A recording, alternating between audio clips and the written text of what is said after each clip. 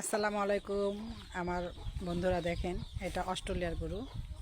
আমার বোনের একসময় অনেক গরু ছিল, তো যে কোনো একটা সমস্যার কারণে গরুগুলো সব বিক্রি করেছে। এই গরুটা এখানে একটা গরু, আরও গরু আছে, অবশ্যই ভিতরে ঢোকা যাবে না। এই যে দেখেন, বিশাল বড় আকৃতির একটা গরু। মানে দুধ হয় প্রতিদিন 18 কেজি থেকে 19 কেজি, 20 কেজি এরকম দুধ দেয় প্রতিদিন। তো হ্যাঁ, এটা দেশি গরু না, অস্ট্রেলিয়ার গরু।